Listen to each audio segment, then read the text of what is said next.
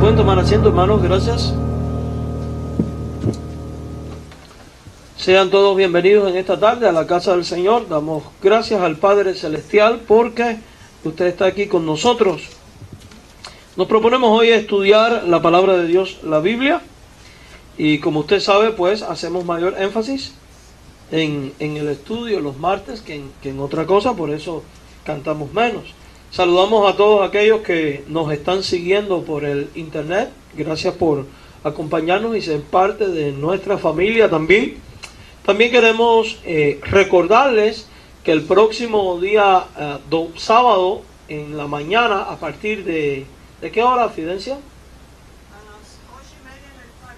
A las 8:30 de la mañana en el parque. Ahí en el boletín está la dirección. Mire, es importante, mis hermanos, que usted lea el boletín. Para mí es muy penoso, y perdónenme que lo diga, que los hermanos me estén llamando y mandando mensajes de texto. ¿Dónde es el parque? ¿A qué hora? ¿Y cuál es la dirección? Si en el boletín está todo. O usted no está leyendo el boletín. ¿Qué está pasando? Ahí en el boletín está toda la información. Si usted no tiene boletín, ahí atrás todavía hay. Puede llevarlo hoy. Allí van a estar a las 8:30 para orar y dedicar este tiempo a Dios en oración, y después vamos a estar saliendo a hacer evangelismo. Gracias al Señor tenemos 18,000 tratados evangelísticos de distintos tipos, y tenemos una caja de Nuevos Testamentos. Tenemos 100 Nuevos Testamentos. Mañana puedo ir a buscar otros 100, 200, 300 más si quiero. Lo que vamos a estar haciendo es, vamos a imprimir unos stickers con la dirección y los horarios de la iglesia para ponerlos ahí y salir a hacer trabajo evangelístico. Estaba pensando en hacer los stickers y no poner la estampilla, porque va a ser mejor poner un sticker donde vengan todas las direcciones de nuestros cultos y los horarios, para que el que no pueda venir aquí vaya al otro y al otro, y este mismo equipo empezar a rotarlo cada sábado por distintas partes de la ciudad. Amén. Así que esperamos el sábado que todos estemos allí 8:30 para orar, y después a partir de las 9:30 comenzar la evangelización. Es tiempo de evangelizar, y Dios nos manda a ir y predicar, ¿qué cosa? El evangelio. Así que tenemos que estar orando para que Dios nos permita tener una abundante cosecha. Amén. Así que esperamos a cada uno de ustedes. ¿Sí, mi hermano? Sí, va a haber la dirección y el número de teléfono. No se preocupen, mi hermano. Todo va a estar ahí. Rapidito.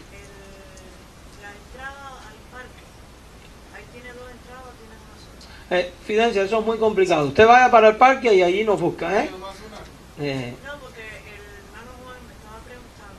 Pero eso es un dolor de cabeza, ¿no? Eso es sembrar dudas ahora en la gente. Vamos para el parque, allí nos vamos a encontrar, no se preocupe. Aquí ningún parque es tan grande como para que no nos veamos, Ya, porque si empezamos que si por la entrada de adelante, que si por la de atrás, que por la de al lado, y uno llega allí y a veces te encuentras lugar abierto y a veces no, eso mejor no meternos en eso. Nos vamos todos al parque y allí nos vemos, ¿verdad? Bien, pues vamos a orar dedicando nuestro estudio bíblico al Señor en esta noche, y esperamos en Dios que sea un tiempo muy provechoso. Mire, el estudio de hoy me encanta, me fascina lo que vamos a estar aprendiendo hoy. Es algo muy importante. Fide, ¿ya le diste a todos la hojita, please? Gracias, mi hermano. Te ganaste $1 por cada hojita que repartiste.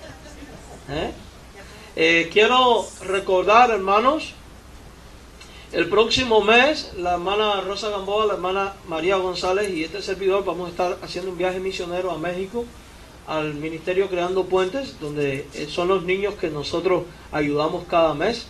Para la gloria de Dios, la misión de North Las Vegas asumió el reto de empezar a mandar $100 mensual también para ellos, así que si el Señor lo permite vamos a crecer en el número de ayudas para ellos. No es mucho, pero algo.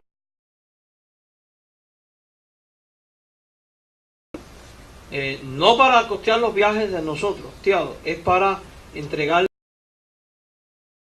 a Dios.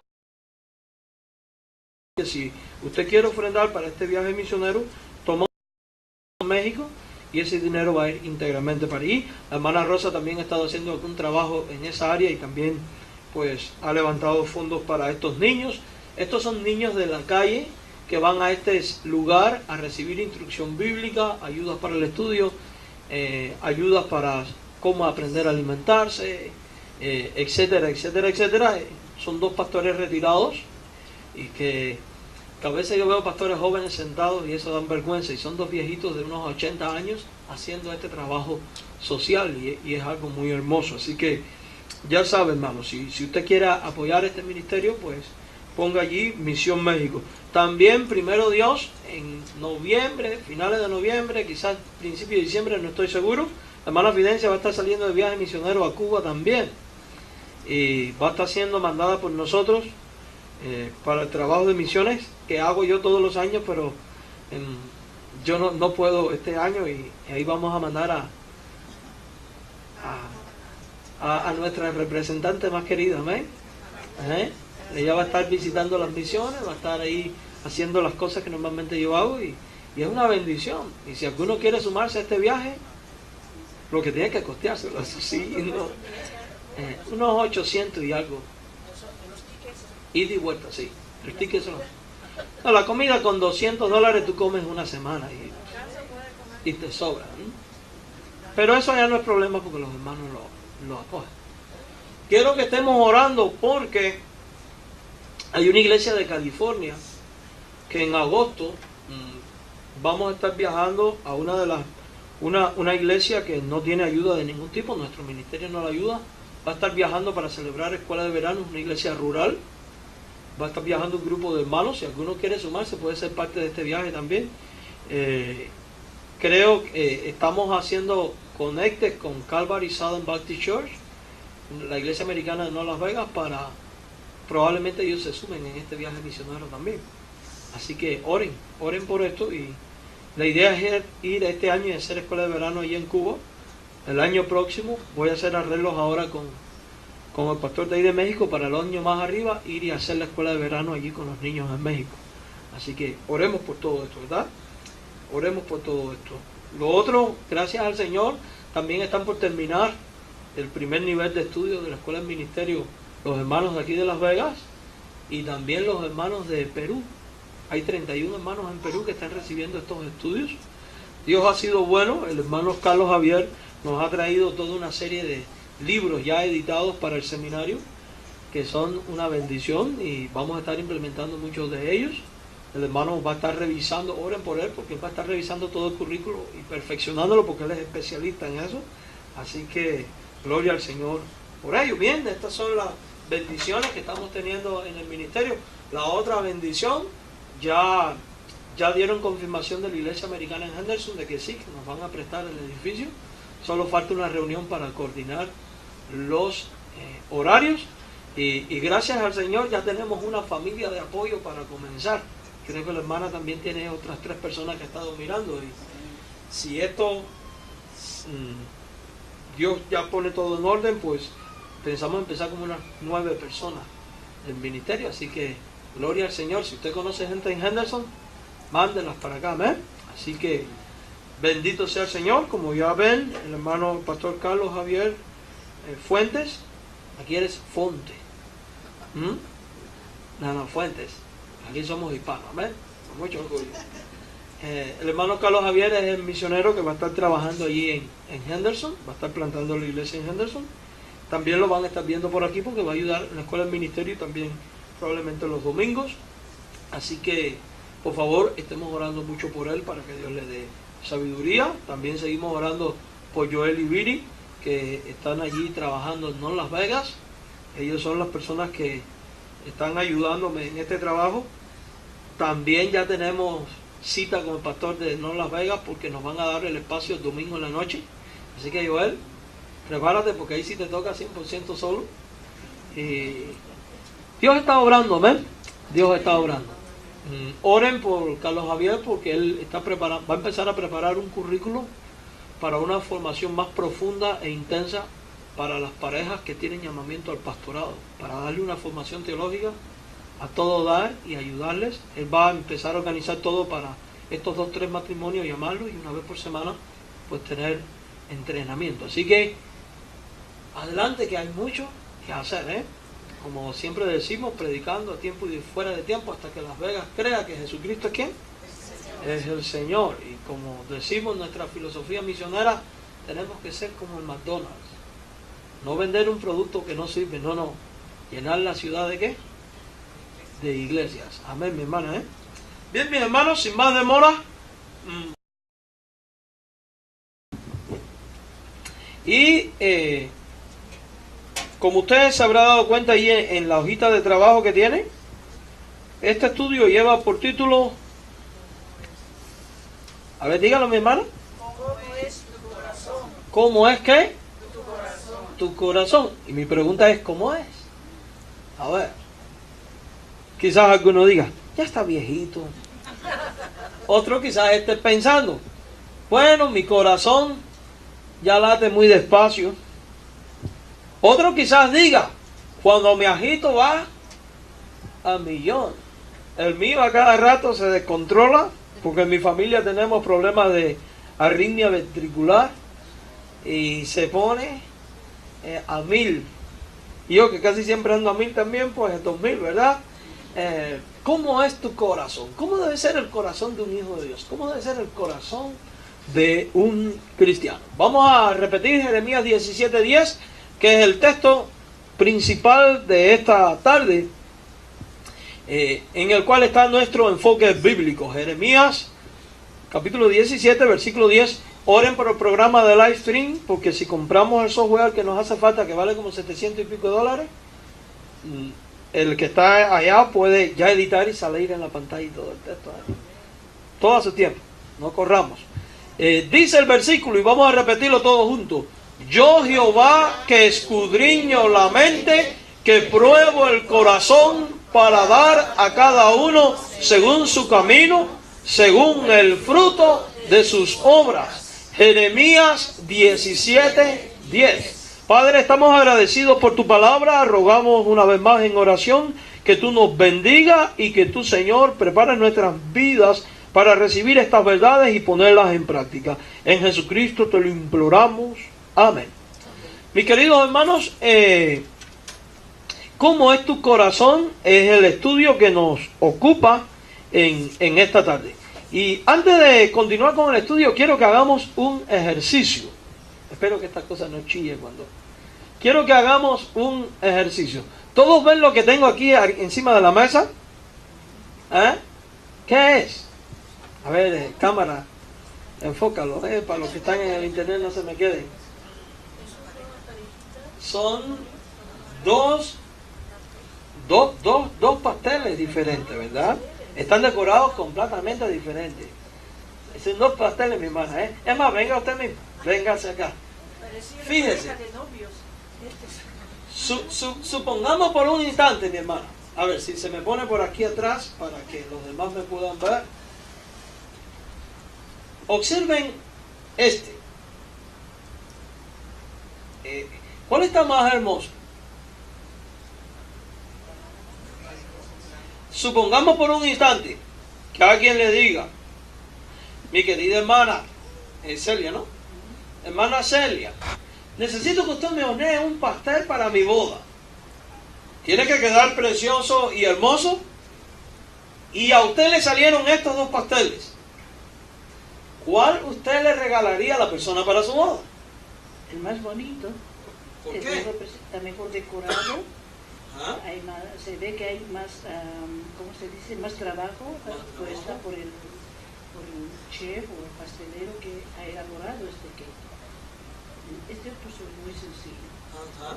Si lo puede mostrar el otro, por favor. ¿Usted regalaría ese? No. No lo regalaría. No. O sea que si usted tuviera que escoger, ¿cuál escogería? Yo escogería este ¿Por qué? porque está más elaborado, está más bonito a los ojos. Ok, pero hay un detalle. ¿Representa qué, Fidencia? Bueno, dice Fidencia que representa el amor. Ok, mi hermana, le voy a dar una tarea. Usted da este porque está mejor, ¿no? Córtale un momento, por favor, y pruébelo.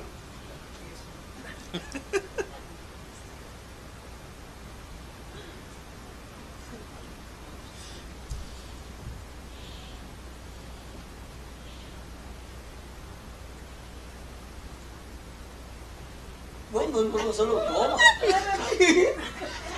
A ver, fíjense en algo. está mejor que el otro en realidad. Bueno, aquí el interior no es muy sospechoso. Es muy sospechoso. Lo de encima se ve bonito, se ve muy presentable. Lo de encima está muy Repita elaborado. todo para los que están en el internet. Aparentemente lo exterior está bien elaborado, está bonito y eso llama la atención a los ojos. Y las cosas en la comida, lo que se ve bien, apetece más. Pero por dentro, ¿cómo está? Muy sospechoso para mí. ¿Verdad? Sí. Yo no me lo comería. No. Y hizo bien en no probarlo porque es plastilina. El otro se ve sospechoso aunque no está tan decorado. No se ve sospechoso, pero se ve rico. O tiene diabetes. No puedo Prueba un poquitico. Gracias, mi hermana. Gracias. Yo quiero que pensemos por un instante en esto. ¿Qué aprendimos? Las apariencias ¿qué? Engañan. No todo lo que brilla es oro. Las cosas no siempre son como aparentan ser, lo que representan. Ahora quiero preguntar algo. ¿Ocurre esto en la vida cristiana? Aparentamos algo, transmitimos una imagen de que somos lo mejor, lo más deseable, gente bonita, pero por dentro podemos estar sucios, mal, inservibles. En otras palabras, si fuéramos a clasificar esto, ¿cuál de estos dos pasteles sería el hipócrita? El blanco, y sin embargo era el más ¿qué? ¿Se acuerdan ustedes de lo que dijo Jesús de los fariseos? Ustedes son sepulcros blanqueados. Por fuera están muy limpios y decorados, pero por dentro están ¿cómo? Están sucios, están podridos. Y esto es algo muy interesante, ¿verdad? Porque, mis queridos hermanos, el deseo de Dios para nuestra vida es que nosotros seamos iguales por dentro y por fuera. También esto nos enseña que nosotros no podemos guiarnos por las apariencias. No podemos guiarnos a simple vista. En la Biblia hay un sinnúmero de personas que se guiaron por las apariencias y terminaron fracasados. ¿Recuerda usted, por ejemplo, cuando Samuel fue en busca del sustituto de Saúl, ahí al padre de David? Que el padre de David le presenta a todos y Samuel vio a quién, al más grande, al más fuerte, y que dijo, debe de ser este. ¿Y qué dijo Dios? No te guíes por las apariencias. Mira qué cosa, el corazón. Mis queridos hermanos, lo que importa delante de Dios no son nuestras apariencias, sino las cosas que hay en nuestro corazón. De hecho, lo que hay en nuestro corazón verdaderamente se refleja en nuestras apariencias. Sin embargo, lo que hay en las apariencias muchas veces no escenifican lo que hay en el corazón. Y precisamente hoy vamos a estudiar sobre cómo es tu corazón. En nuestro estudio de la semana pasada, Pablo nos habló del grupo de personas que se consideraban moralmente rectas. Pablo declaró que estaban bajo el juicio de Dios, al igual que los demás paganos de Romanos capítulo 1, y en el texto de hoy vemos que Pablo desafía a un selecto grupo de personas moralmente rectas, que son los judíos, los judíos. Quiero que entonces pensemos por un instante en este cuadro, aquí, en el capítulo 2, versículo del 17, al capítulo 3, versículo 8. Y hemos visto hasta ahora cómo se habla de los paganos, cómo se habla de los moralistas, y ahora vamos a hablar de los judíos. Los judíos sentían que eran un pueblo especial delante de Dios. Ellos se creían superiores al resto de la humanidad porque tenían sus rituales conforme a la ley. O sea, porque ellos obedecían la ley como nadie las obedecía, supuestamente. Por lo tanto, estarían exentos del juicio que otras personas iban a recibir. Eso es lo que ellos tenían en su mente. O sea, porque yo cumplo la ley, porque yo tengo la ley, porque yo soy judío, Dios no me va a castigar, Dios no me va a juzgar, etcétera, etcétera, etcétera. Y para refutar esta forma de pensar, el apóstol Pablo les muestra que los actos externos no son las cosas más importantes delante de Dios. Lo que importa son las condiciones en las cuales se encuentra tu corazón delante de Dios. Lo externo no es lo importante, sino cómo está tu corazón delante de Dios. El estudio hoy lo vamos a hacer un poco diferente, va a ser un poco más participativo. Así que esto es lo que vamos a hacer. Yo voy a pasar un plato, usted va a sacar un papel, ahí tiene un número con una pregunta, usted la va a examinar la pregunta y le vamos a dar respuestas entre todos. Amén. Así que voy a repartir esto.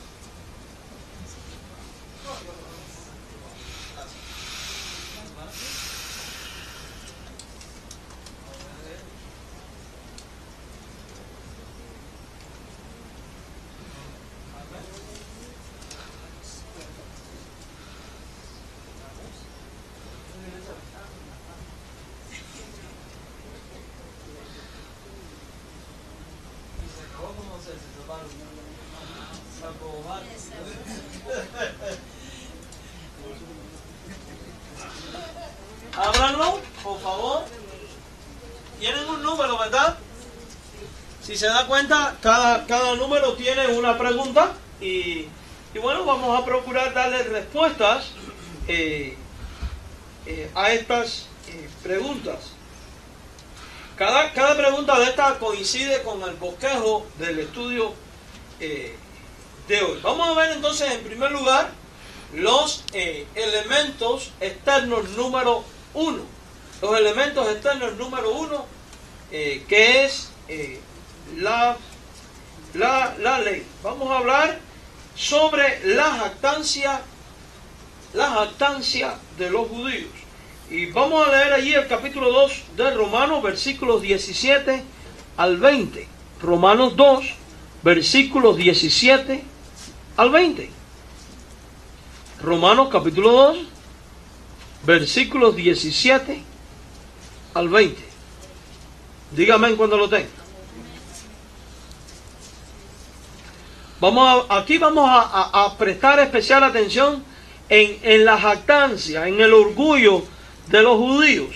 Romanos 2, 17 al 20. Dice: he aquí tú tienes el sobrenombre de judío. Le está diciendo Pablo a ellos. ¿Y te apoyas en qué? O sea, ¿en qué se apoyaban los judíos? Se apoyaban en la ley. Y además de ellos, ¿qué hacían? Se glorían ¿en quién? En Dios. Y dice aquí Pablo en el verso 18 que estos judíos que se glorían en Dios, además, ¿qué hacían? ¿Qué más tenían? Ellos conocían su voluntad. Entonces, el pueblo judío vivía ignorante de la voluntad de Dios y se jactaban de conocer la voluntad de Dios. Dice: e instruido por la ley, apruebas lo mejor y confías en que eres guías de los ciegos. O sea, ellos estaban confiados de que ellos existían para guiar ¿a quién? A los ciegos. ¿Quiénes son los ciegos? Los que no conocían la ley, ¿verdad? Como en otras palabras: no, yo sí sé, yo estoy preparado, yo conozco todo como nadie, yo existo para guiarte a ti. Parecen los testigos de Jehová. Luz de los que están en tinieblas, instructor de los indoctos, maestro de niños, que tienes en la ley la forma de la ciencia y de la verdad. Se jactaban de todas estas cosas. Mire, a pesar de que los judíos se encontraban bajo la dominación romana, cuando se escribió esta epístola, aún ellos se consideraban selecto en todo el mundo, el grupo escogido para guiar al mundo entero a Dios y para ser ejemplo al mundo entero. Y Pablo les revisó algunas de las razones que tenían para sentir esta superioridad. ¿Y quién tiene la pregunta número 1? A ver, Maidita, ¿qué dice?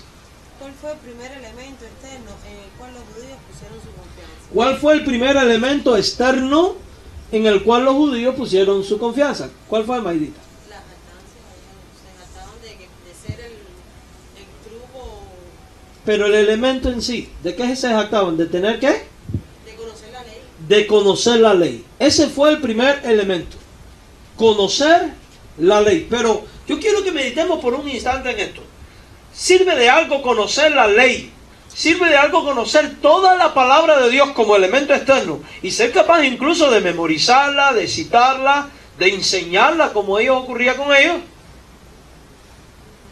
Si no se aplica a la vida y no se vive la ley, ¿le servía de algo? ¿Por qué? O sea, ellos predicaban una cosa y vivían otra. Predicaban una cosa y vivían otra. Cristo. ¿Qué dice la Biblia? En esto sabréis que sois mis discípulos, si hacéis lo que yo os digo. ¿Qué dice? No seas tan solo oidor olvidadizo, sino que hacedor. Además, todo el Antiguo Testamento está lleno de pasajes donde enseña que Dios se complace más de la obediencia de su pueblo. ¿Se da cuenta entonces que ser conocedor de la Escritura, ser citador de la Escritura, pero no vivir la Escritura, no sirve absolutamente de nada? Ellos se estaban jactando de un elemento externo. De la misma manera que un cristiano puede jactarse de conocer la Biblia y no, ¿de qué le sirve si no la Biblia? ¿Le sirve de algo? No le sirve absolutamente de nada. Leamos el verso 17 por un instante. Fíjese. He aquí tú tienes el sobrenombre de judío. Hermano, ¿a quién le está diciendo estas palabras el apóstol Pablo? ¿A los gentiles o a los judíos? A judíos. Entonces, estas son palabras dirigidas específicamente ¿a quién? A los judíos, que eran los que tenían este problema en su vida. Dice, tú tienes el sobrenombre de judío. Y además le dice, y te apoyas en la ley. O sea, constantemente estás apoyado en la ley. Y dice, y te glorías en Dios. ¿Quién tiene la pregunta 2? A ver, Sister Carmen, ¿nos la puede leer? ¿Qué quiso decir Pablo cuando declaró que los judíos se apoyan en la ley? ¿Qué quiso decir Pablo cuando los judíos dicen? Cuando declaró que los judíos se apoyan en la ley. Según el verso 17, ¿qué quiso decir, Carmen?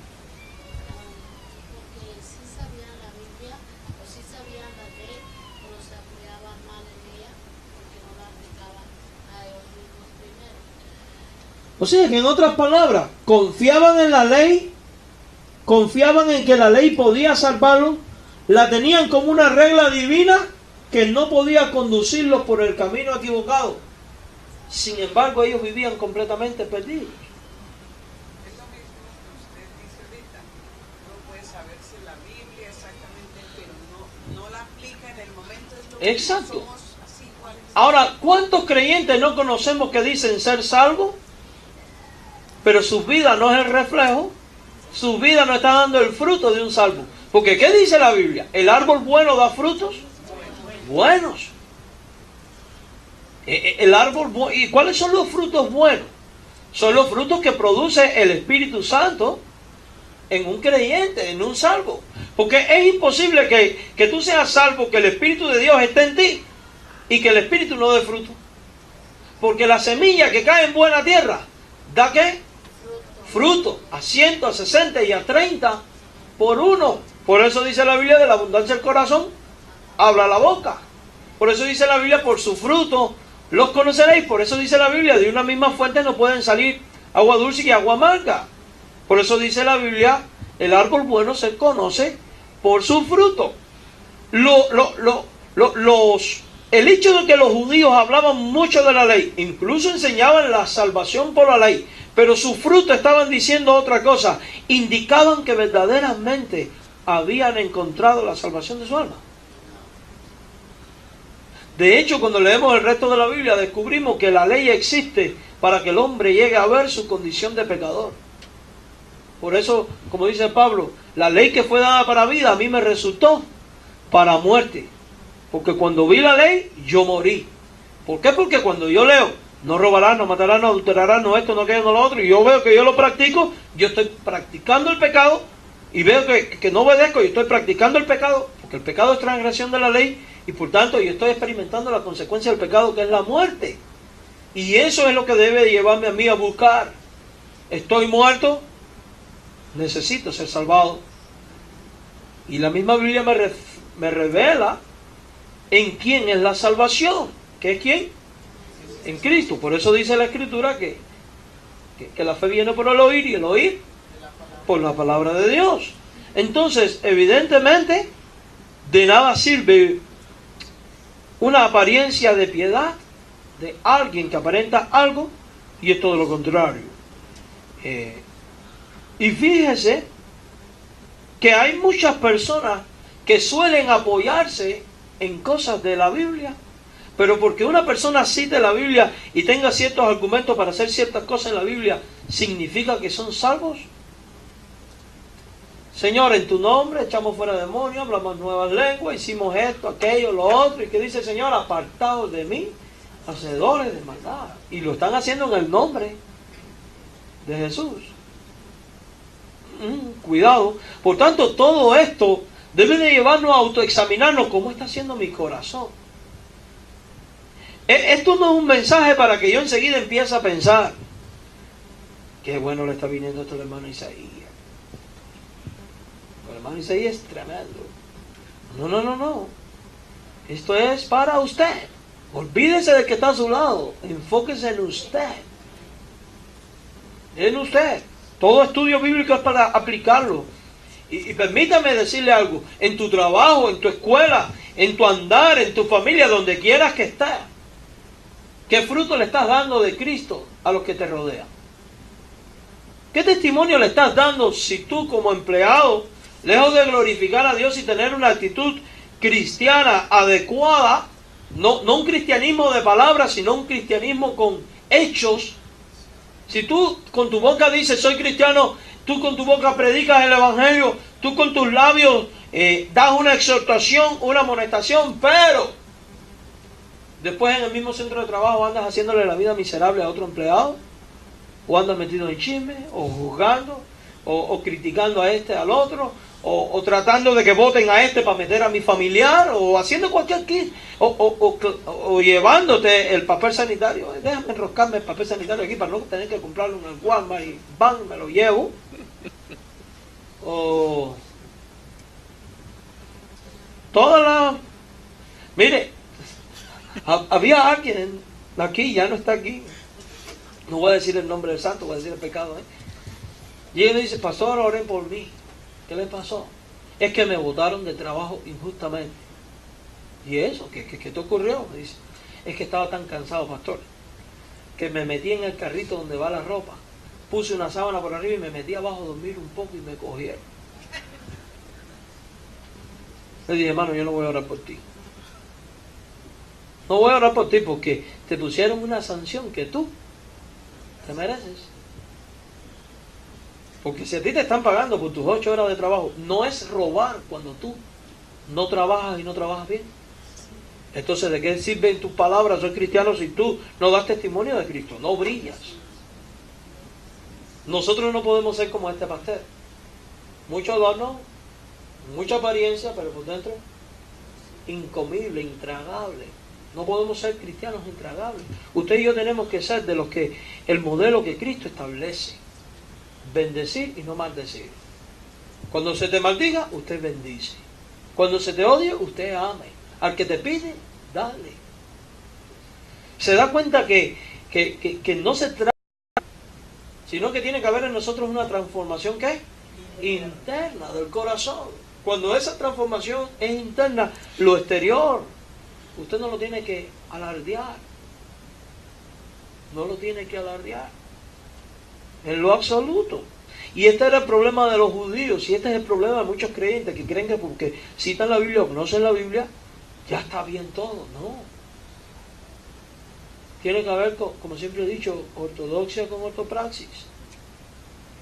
Yo nunca vi a Jesucristo hablando del reino de Dios y después yendo y haciendo lo que le da la gana.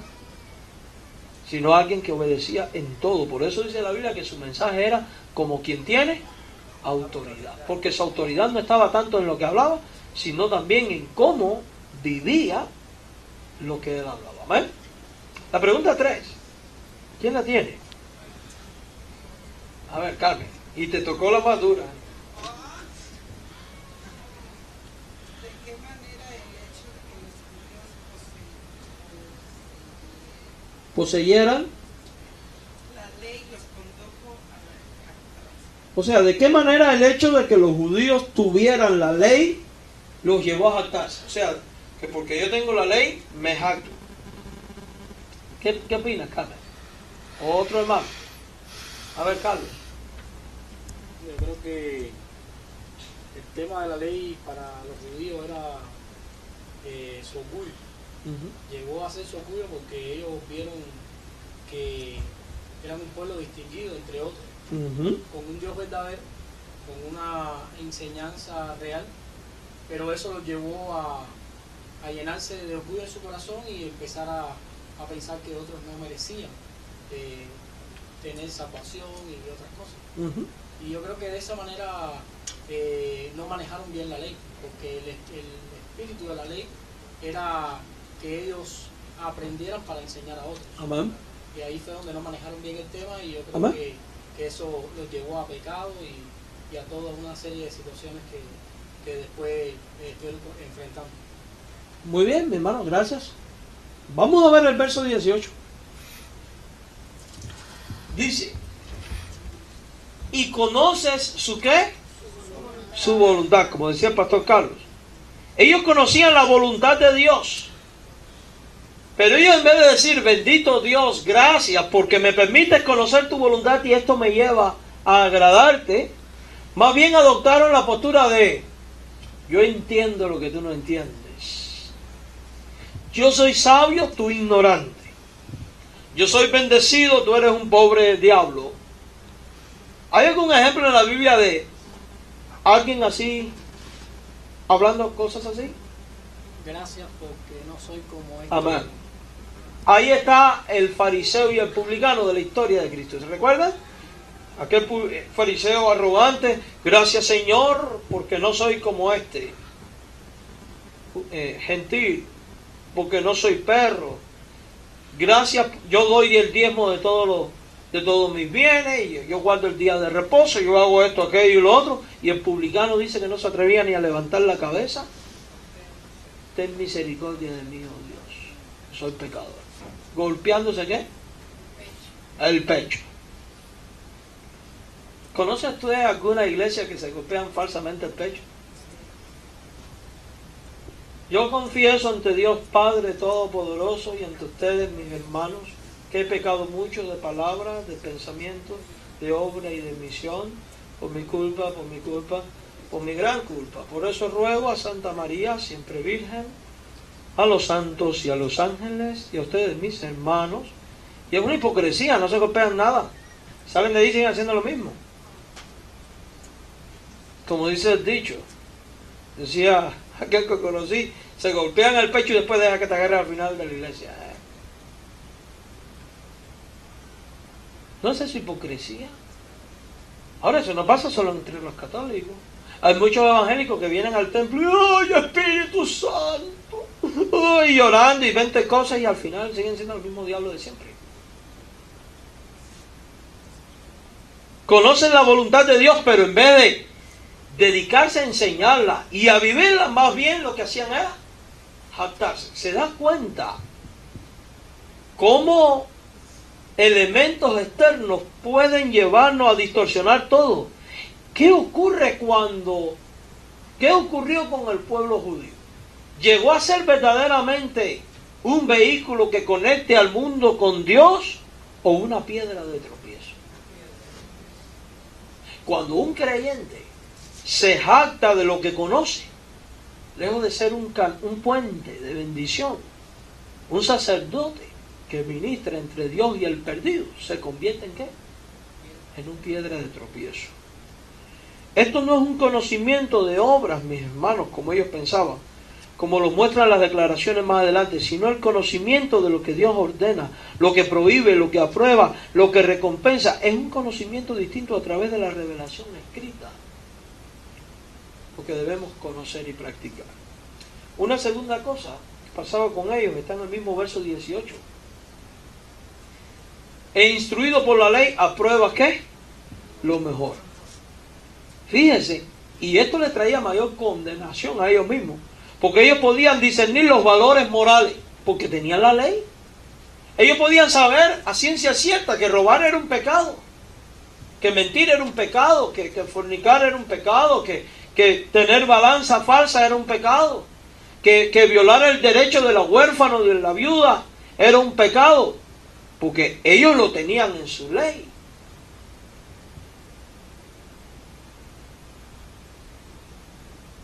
El que no tenía esta ley no podía hacer eso. Y ellos, en vez de ser luz, auténticos maestros, por su arrogancia, ¿qué se convirtieron?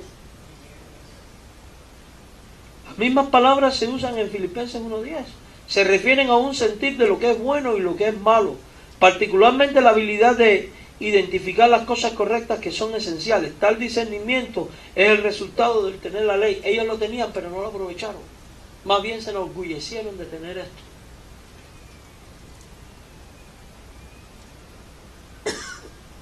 Lee el verso 19 y 20. Dice ahí, confías en que eres guía de los ciegos, luz de los que están en tinieblas, instructor de los indoctos, maestro de niños, que tienes en la ley la forma de la ciencia y de la verdad.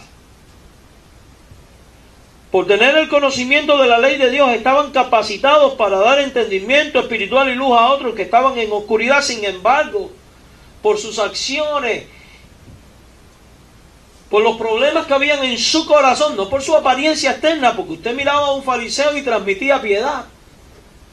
Ellos oraban en las esquinas de la calle, levantaban las manos, se cubrían la cabeza, se tiraban al piso, usaban filacterias, aquellas correas enredadas hasta la frente para llevar la ley en la frente, que si el pelo así, que si la barba asado, y ayunos y cosas, pero ¿de qué le servía tanto ayuno y tanta cosa? ¿De qué le servía su apariencia si su corazón estaba literalmente podrido? Pregunta 4. ¿De qué manera nosotros, los creyentes, algunas veces nos consideramos superiores a los demás? ¿De qué manera nosotros los creyentes algunas veces nos consideramos superiores a los demás? Díganme, mi hermano, comparte.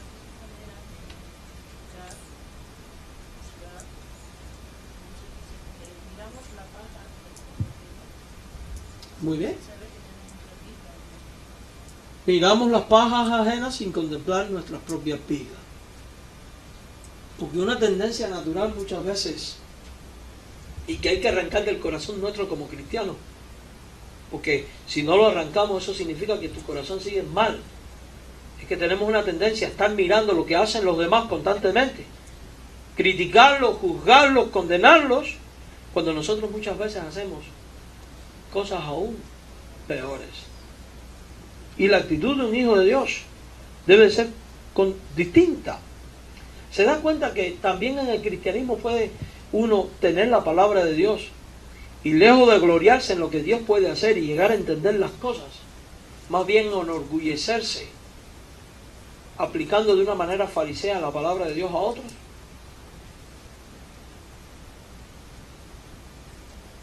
Nosotros tenemos la verdad y creemos que por conocer la Biblia somos espirituales. Conocimiento no significa espiritualidad, no se crea eso. Apariencia no significa espiritualidad. Hay un dicho que dice: el hábito no hace al monje. El hábito no hace al monje. Y a veces podemos caer en el mismo mal de andar aplicándole la Biblia a todo el mundo. Llega un nuevo convertido a la iglesia, trae el pelo ahí de punta, una cadena de la oreja a la nariz, en chori, en chancla, y allá vamos los holy, holy, holy. casa de Dios es santa. Y puede ser mal testimonio para los otros. Puede echar a perder a nuestros hijos. O cambias o te vas de aquí porque... Hermano, ¿quién es el que hace los cambios? Es Dios quien hace los cambios.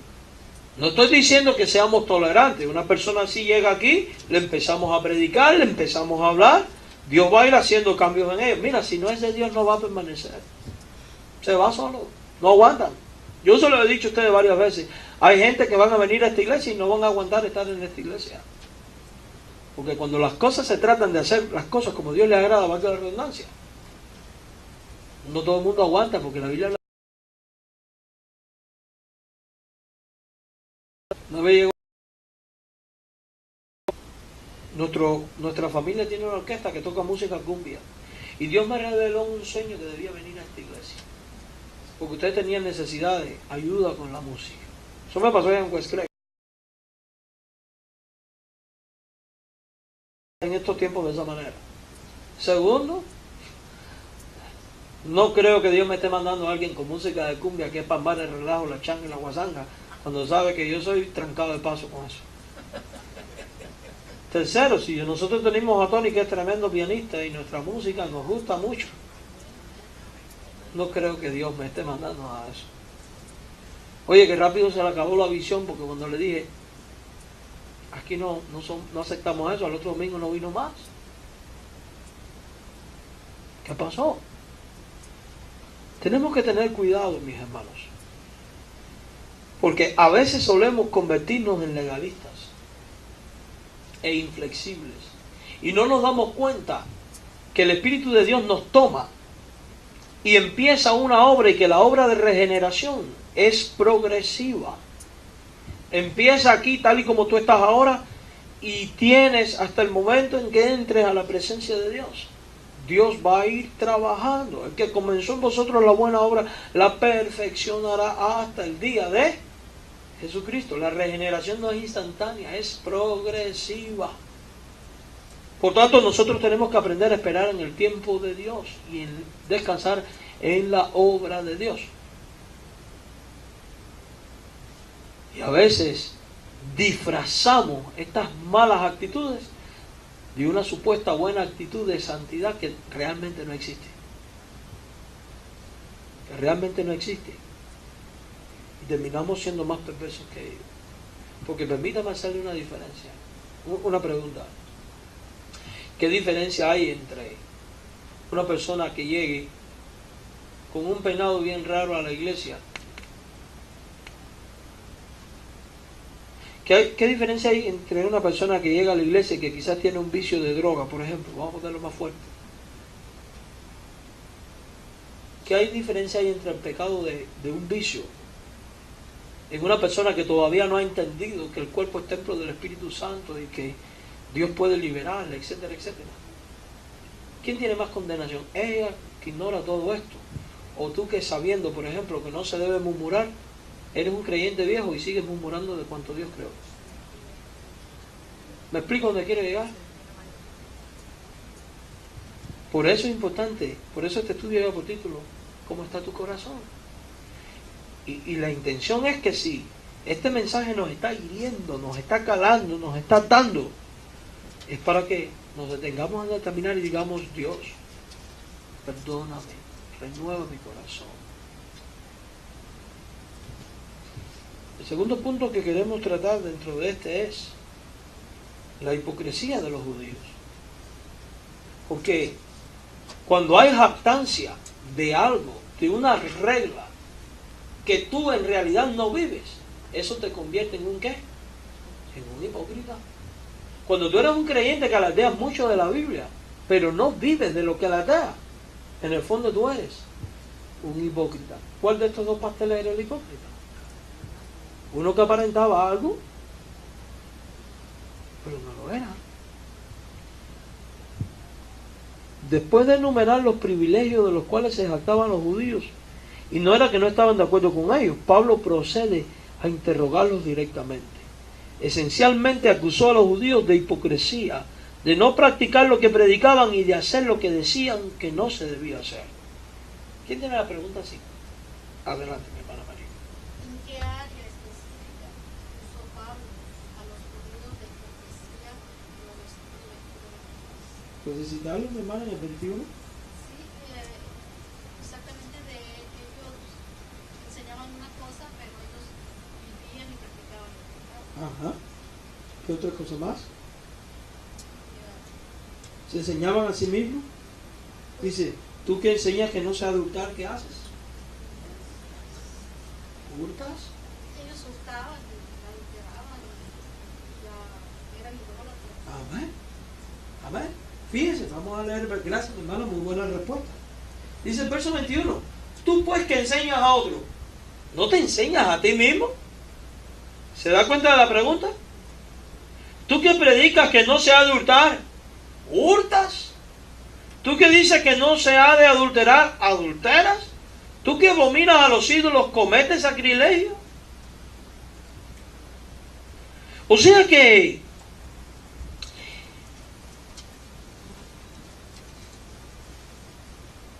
ellos fracasaron en enseñarse a sí mismos.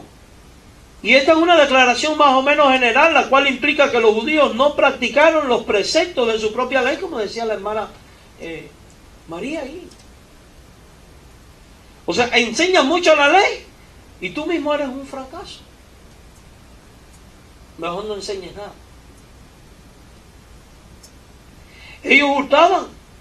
Nuestro Señor le dijo a los fariseos, hipócritas, porque devoráis la casa de la viuda, ahí en Mateo 23:14. Y aparentemente extorsionaban a las mujeres indefensas. Conocemos bien la reputación de los cobradores de impuestos. Ellos caían en adulterio, dice el verso 22. No cabe duda de que muchos eran culpables de este acto inmoral, otros eran culpables de mirada lujuriosa, como dice Proverbios 6:25 y 2 de Pedro 2:14. Ellos cometían sacrilegios. Cometer sacrilegio literalmente significa robar los templos, robaban en el templo. Si bien es cierto que los judíos se apartaban horrorizados de los ídolos, parece ser que no les molestaba vender ídolos. Es como cuando yo digo, oí una persona una vez que me dijo,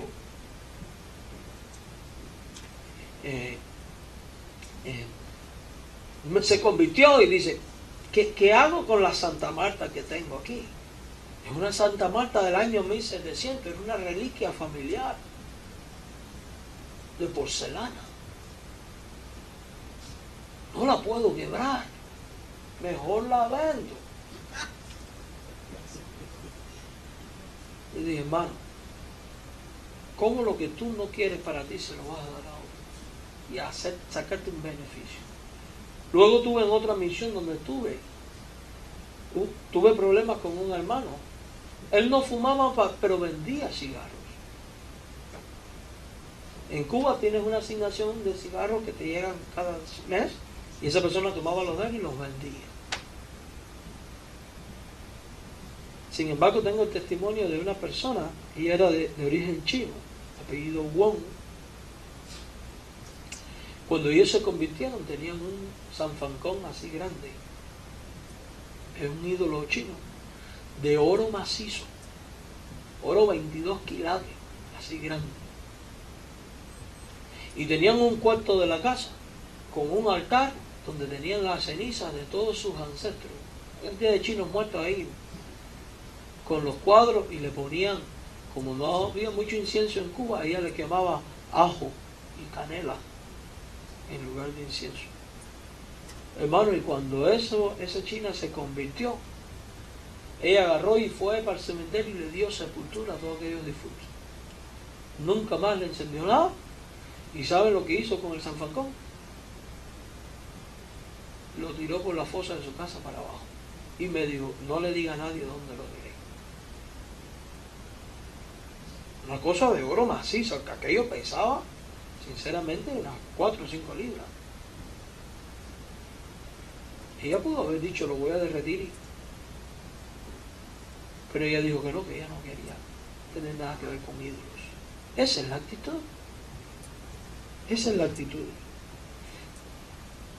¿Cuántos líderes no hay en las iglesias que hablan de santidad y de cosas, y roban de los bienes de la iglesia,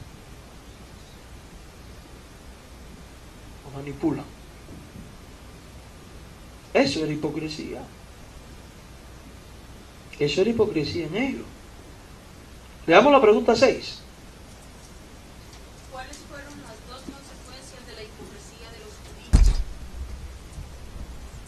judíos? Según el verso 23 y 24. Deshonraban a Dios Ajá. y el nombre de Dios era blasfemado por los gentiles. O sea, ¿cuáles fueron las dos consecuencias de la hipocresía? Porque fueron hipócritas. Ellos que hicieron, Ruth, deshonraron a quién. O sea que la hipocresía deshonra el nombre de quién. Cuando tú y yo nos conducimos con hipocresía en la fe, usted y yo, lejos de glorificar a Dios, le estamos ¿qué? Deshonrando. Y esa es la razón por la cual mucha gente en nuestros trabajos, en nuestras escuelas y que nos rodean no quieren saber de Dios. Porque terminan diciendo, si eso es ser cristiano, prefiero no serlo. No quiero tener nada que ver con ese Dios. Nosotros deshonramos el nombre de Dios y tenemos por inmunda la sangre de Cristo. Por eso es tan importante tomarnos estas cosas en serio. Y dice el verso 24, porque como está escrito, el nombre de Dios es blasfemado entre los gentiles por causa de vosotros. O sea, la otra cosa, la otra consecuencia de la hipocresía es blasfemia contra Dios en boca de aquellos inconversos. Luego sigue esta terrible acusación, porque como está escrito, el nombre de Dios es blasfemado entre los gentiles. 52:5. Los gentiles sabían que los judíos estaban haciendo todas estas cosas y reaccionaron como cualquiera lo haría. Si así es el pueblo de Dios, no nos interesa este Dios. Hermano, ¿cuánta gente usted hoy se ha encontrado en el diario vivir que te dicen, yo no quiero saber de las iglesias porque ahí lo que hacen es saquearte el dinero? Yo ahí no voy porque ahí son unos sinvergüenza y ladrones. Ahí nada más que están para sacarte el dinero para venderte cosas. ¿Cierto o falso? Son unos explotadores. ¿Qué Dios ni Dios? Y ahí cae la blasfemia. ¿Usted cree que si usted provoca eso, Dios no te va a pedir cuenta un día? Dios te va a pedir cuenta. Y dura cosa es caer en manos de un Dios vivo. ¿Sabes lo que dice la Biblia para el que se convierte en piedra de tropiezo? Que les es mejor amarrarse una piedra de molino en el cuello, una piedra que pesaba como 1 tonelada, y lanzarse ¿a dónde? Entran los homicidas en el reino de los cielos. Dice la Biblia que los homicidas no heredan el reino de los cielos. Imagínense cuán grave es ser piedra de tropiezo, que prácticamente Dios te dice, si haces tropezar a alguien, mejor suicida.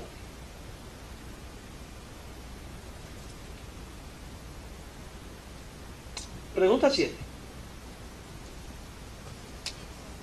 qué manera nosotros somos culpables algunas veces de hipocresía a causa de que otros blasfemen el nombre de Dios? Entonces, pues cuando uno hace las cosas que no tienen que ser y decimos soy cristiano, si otra gente dice, oh, este es cristiano, pero muchas groserías. Precisamente rechazan al Señor o no quieren conocerlo más. Porque nosotros como hermanos, como que predicamos la palabra de Dios, hacemos esas cosas. ¿Y debemos hacerlas? Por eso es que tiene que haber cambio en nosotros. Tiene que haber coherencia en nuestro decir con nuestro hacer.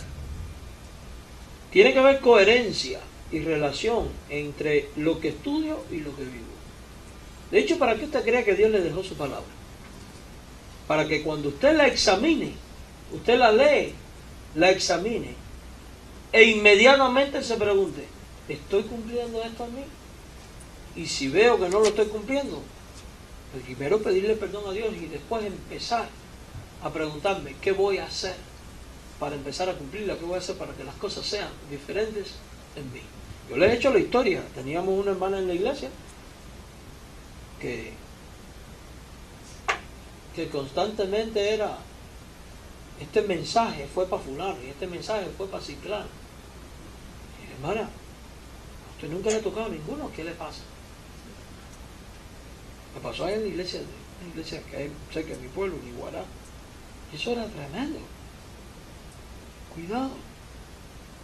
No debemos enseñar lo que no hemos aprendido. No debemos predicar lo que no practicamos. No debemos declarar que algunas cosas son prohibidas para luego nosotros hacerlas.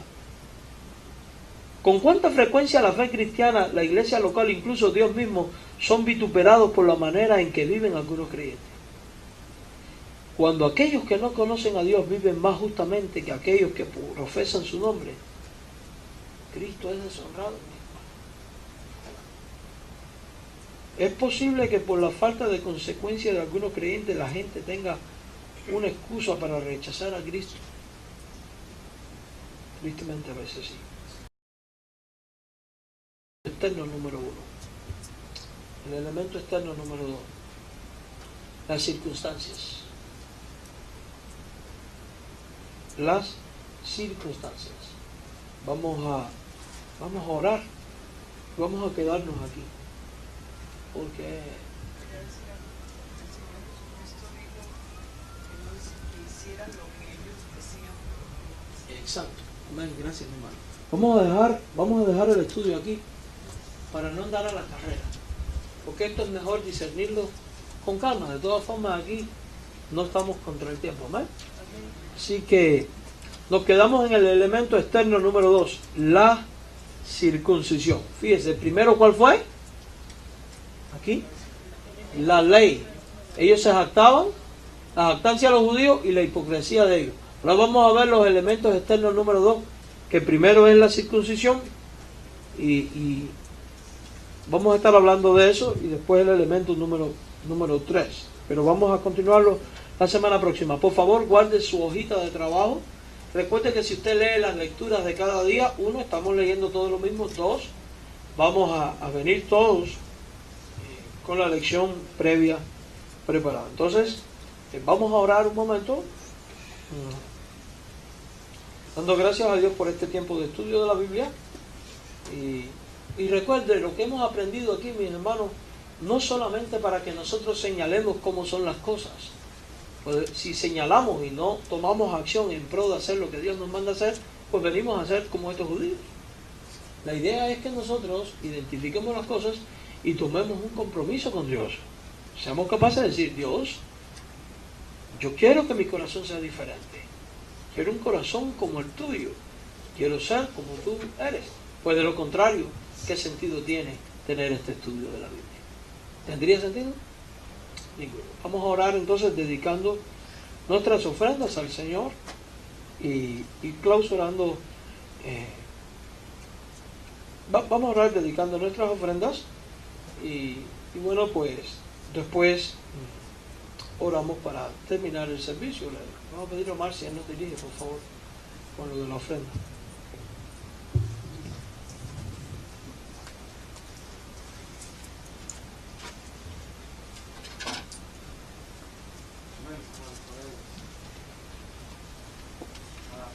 Padre, por te agradecemos por permitirnos venir a tu hogar una vez más a aprender tus palabras, Señor, a este mensaje que nos da, Señor, que pedimos que nos ayudes, que el Espíritu Santo nos ayude a entender, nos ilumine, nos enseñe y nos guíe respecto a lo que tu palabra es para ti. Pedimos, Señor, este momento, escondiendo su nombre.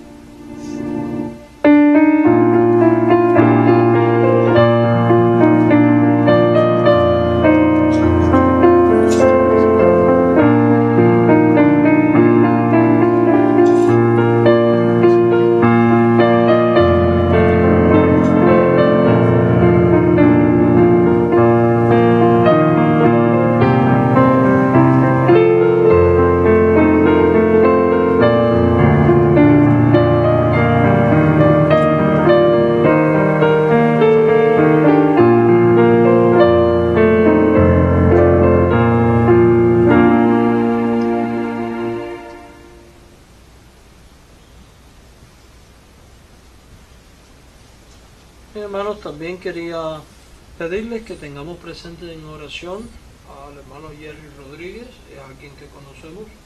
Él está hospitalizado desde hace más de una semana con serios problemas del hígado, está de hecho entubado y todo, y ahora terminando el servicio voy al hospital a visitarlo, así que estén orando por ello.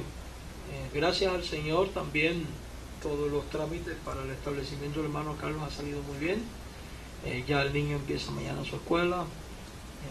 Encontramos un buen lugar para que él viva por $725 al mes, con la televisión y todo, el cable incluido.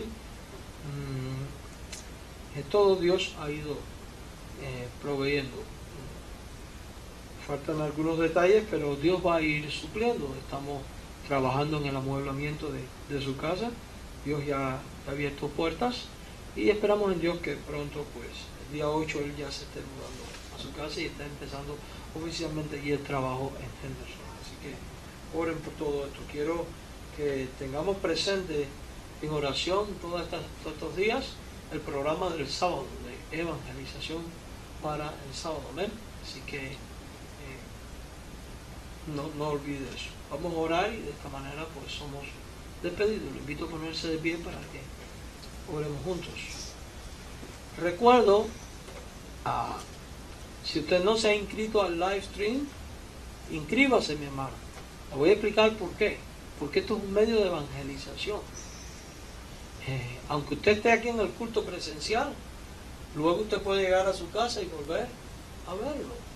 Y dos, esto tiene la opción de que usted lo puede mandar por mensaje de texto o por Facebook. Y usted puede compartirlo aquí a todos sus amigos de Facebook. Hay varios hermanos que lo hacen. ¿Se imagina a cuántos amigos tiene usted en Facebook? Le aseguro que tiene más de 10.